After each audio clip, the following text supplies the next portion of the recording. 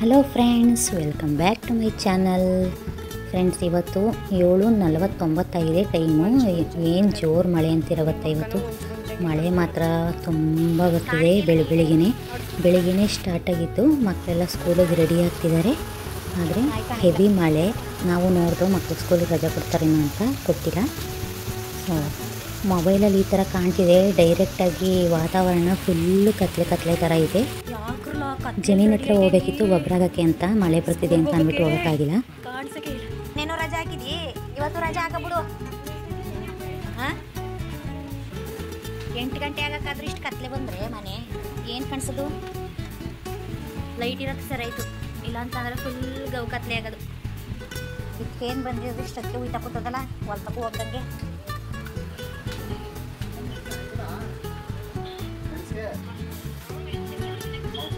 ಗೊಬ್ಬರ ಹಾಕಕ್ಕೆ ಹೋಯ್ಕಿಲ್ವಾ? ಆಗಿದ್ದರಿಂದ ನಮ್ಮನೆಯವರು ಇನ್ನೇನು ಮಾಡೋದು ಅಂತ ಅಂದ್ಬಿಟ್ಟು ಸುಮ್ಮನೆ ಕಂಡು ಅರಟೆ ಹೊಡಿತಾವ್ರೆ ನನ್ನ ತಂಗಿ ಜೊತೆ ಫೋನಲ್ಲಿ. ನೆನ್ನೆ ಯಾಕೆ ಬಂದಿತ್ತಿಲ್ಲ ಅಂತ ಕೇಳಿದ್ರೆ ಏನು ಮಾಡ್ತೀರಿ?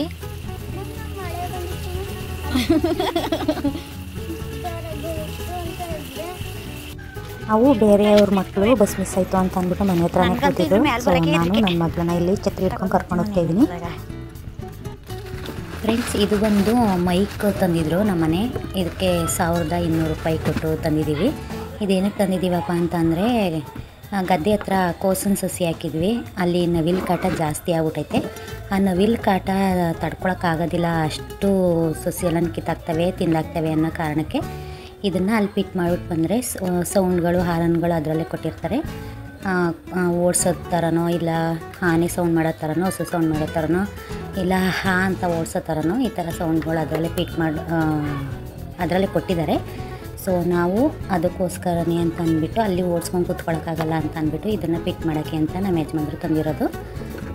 ಇದಕ್ಕೆ 3 ಶೆಲ್ ಕೊಟ್ಟಿದ್ದಾರೆ. 2 ಕಡೆ ಶೆಲ್ ಹಾಕೋಬೋದು ಇದಕ್ಕೆ.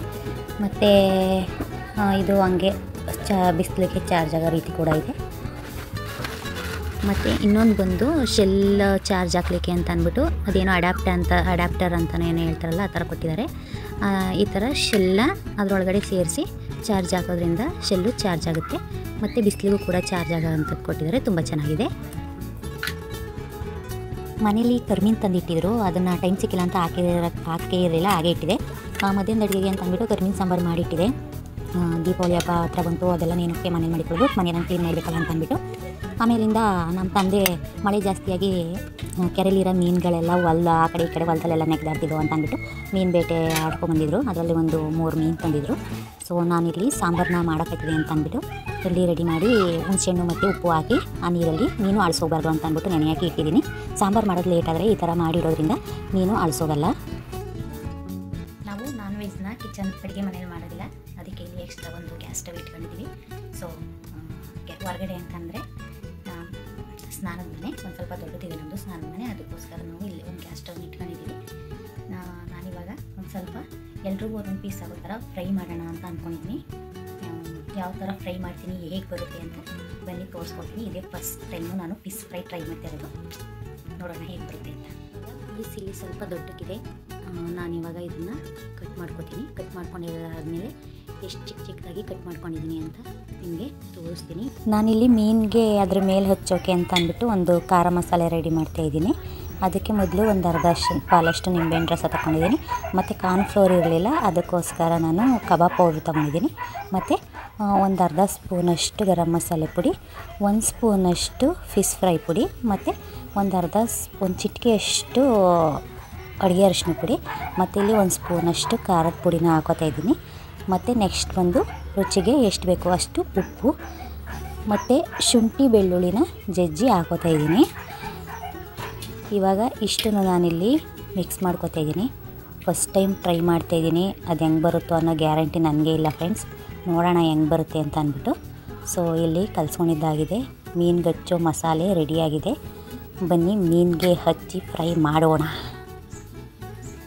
ನೋಡಿ, ನಾನಿಲ್ಲಿ ಚಿಕ್ಕದಾಗಿ ಪೀಸ್ಗಳನ್ನ ಕಟ್ ಮಾಡಿ ಇಟ್ಕೊಂಡಿದ್ದೀನಿ. ಮತ್ತು ಖಾರ ಮಸಾಲೆನೂ ಕೂಡ ರೆಡಿಯಾಗಿದೆ.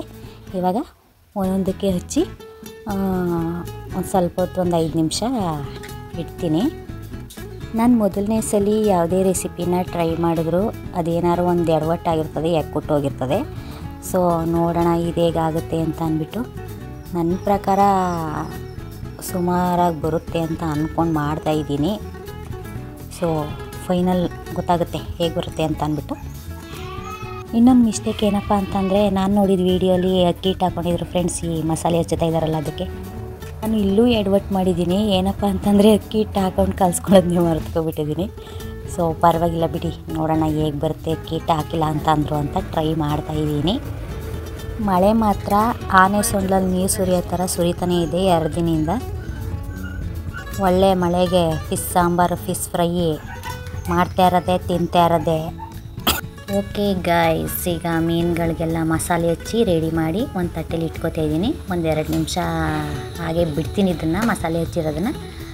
ಇಲ್ಲಿ ಆವಾಗಲೇ ಮೀನು ಸಾರು ರೆಡಿ ಮಾಡಿ ಇಟ್ಟಿದ್ದೀನಿ. ಮೀನು ಸಾರು ಬೇಗ ಮಾಡಿ ಅದು ತಣ್ಣಗಾದಷ್ಟು ರುಚಿ ಜಾಸ್ತಿ. ಸೊ ನಾನು ನಾನ್ ಸ್ಟಿಕ್ ಪಾತ್ರೆಗಳು ಯಾವುದೂ ಯೂಸ್ ಮಾಡೋದಿಲ್ಲ. ಅದಕ್ಕೆ ಫಿಶ್ ಫ್ರೈನ ಇದರಲ್ಲೇ ಮಾಡೋಣ ಅಂತ ಅಂದ್ಬಿಟ್ಟು ಚಟ್ಟಿಗೆ ಒಂದು 4-5 ಸ್ಪೂನಷ್ಟು ಎಣ್ಣೆ ಬಿಟ್ಕೊಂಡು ಹಾಕೋಣ ಅಂತ ಅಂದ್ಬಿಟ್ಟು ಹಾಕ್ತಾಯಿದ್ದೀನಿ. ನೋಡೋಣ ಹೆಂಗೆ ಬರುತ್ತೆ ಅಂತ ಅಂದ್ಬಿಟ್ಟು. ನನಗೊಂದು ಡೌಟ್ ಇತ್ತು, ಫಿಶ್ಶು ಎಣ್ಣೆ ಕಮ್ಮಿ ಹಾಗೆ ಬಿಟ್ಟಿರೋದ್ರಿಂದ ಕಚ್ಕೊಳ್ಳುತ್ತೇನೋ ಅಂತ ಅಂದ್ಬಿಟ್ಟು. ಅಲ್ಲಿ ನೋಡಿ ಮುಚ್ಚಿರೋ ಮುಸ್ಕ ತೆಗೆದ್ರೆ ಸಾಕು, ಒಂದು ಎದ್ದೇಳ್ತದೆ, ಒಂದು ಅಲ್ಲೇ ಕಚ್ಕೊಬಿಟ್ಟದೆ ಫ್ರೆಂಡ್ಸ್ ಚಟ್ಟಿಲೆ. ಆ ಚಟ್ಟಿಯಿಂದ ಎತ್ತಷ್ಟೊಳಗೆ ಅದು ಸ್ಕಿನ್ನೆಲ್ಲ ಅಲ್ಲೇ ಚಟ್ಟಿಗೆ ಅಂಟ್ಕೊಬಿಟ್ಟಿತ್ತು. ಪೀಸು ಸ್ವಲ್ಪ ಮಂದ ಇರೋದ್ರಿಂದ ಅದು ಎತ್ತುತ್ತಿದ್ದಂಗೆ ಒಂದು ಸ್ವಲ್ಪ ಮುಚ್ಚಾಕಕ್ಕೆ ಬತ್ತು. ಆಮೇಲೆ ಇನ್ನೊಂದು ಪೀಸು ಜಾಸ್ತಿ ತೆಳುವಾಗಿ ಕಟ್ ಮಾಡಿರೋದ್ರಿಂದ ನಾನು ತುಂಬ ಸಾಹಸ ಮಾಡಿದೆ ಅದು ಕಿತ್ತೋಗದೆ ಇರೋ ರೀತಿ ಎತ್ತಾಕಬೇಕು ಅಂತ. ಆದರೆ ಆಗಲಿಲ್ಲ. ಒಂದು ಚೆನ್ನಾಗಿ ಬಂತು, ಒಂದು ಕಿತ್ತೋಯ್ತು. ನಾನು ಈ ಥರ ಚಟ್ನಿ ಮಾಡ್ತಾ ಇರೋದು ನೋಡಿ ನಮ್ಮ ಯಜಮಾನ್ರು ಬಂದು, ಇದನ್ನು ಈ ಥರ ಮಾಡಬಾರ್ದು, ಹರಳೆ ಮೇಲೆ ಬೇಯಿಸ್ಬೇಕು ಅಂತಂದರು. ನಮ್ಮದು ತವ ಕೂಡ ಹಳೇದಾಗಿರೋದ್ರಿಂದ ಅದನ್ನು ಸ್ಟಿಕ್ ಆಗಿರಲಿಲ್ಲ. ಅದಕ್ಕೆ ನಾನು ಕಬ್ಬಿಣದಾರ್ಲೆ ಇತ್ತು, ಆ ಕಬ್ಬಿಣದಾರ್ಲೆನೇ ಒಲೆ ಮೇಲಿಟ್ಟು ಸ್ವಲ್ಪ ಸುತ್ತ ಎಣ್ಣೆ ಹಾಕಿ ಫ್ರೈ ಮಾಡಿದೆ. ಅದು ಹೆಂಗೋ ಸುಮಾರಾಗಿ ಬಂತು ಹರಳೆ ಮೇಲೆ. ಅದಿಲ್ಲ ಇದಿಲ್ಲ ಅಂತ ಟೆನ್ಷನ್ ತೊಗೋಬಾರ್ದು ಫ್ರೆಂಡ್ಸ್, ಹೆಂಗೋ ಇರೋದ್ರಲ್ಲಿ ಮಾಡ್ಕೊಳ್ತಾ ಇರಬೇಕು. ಆಮೇಲೆ ಇಲ್ಲಿಂದ ತೊಗೋಬೇಕು ಅನ್ನೋದ್ರಷ್ಟು ಇಲ್ಲ, ಅದೇ ಬರುತ್ತೆ. ಓಕೆ ಫ್ರೆಂಡ್ಸ್, ಇದು ಫಿಶ್ ಫ್ರೈ ಈ ಥರ ಬಂದಿದೆ ಅನ್ನೋದಷ್ಟು ಬಿಟ್ಟರೆ ರುಚಿ ಮಾತ್ರ ತುಂಬ ಚೆನ್ನಾಗಿತ್ತು. ಸೊ ಈ ವಿಡಿಯೋನ ಇಲ್ಲಿಗೆ ಏನು ಮಾಡ್ತಾಯಿದ್ದೀನಿ. ಇಷ್ಟು ಮಾಡೋಕ್ಕೆ ಸಂಜೆ ಹಾಗೆ ಹೋಯಿತು. ಈ ವಿಡಿಯೋ ನಿಮಗೆಲ್ಲ ಇಷ್ಟ ಆಗಿರೋ ಒಂದು ಲೈಕ್ ಮಾಡೋದು ಮಾತ್ರ ಮರಿಬೇಡಿ. ಪ್ಲೀಸ್ ಸಬ್ಸ್ಕ್ರೈಬ್ ಮಾಡ್ಕೊಂಡು ಸಪೋರ್ಟ್ ಮಾಡಿ. Thank you for watching.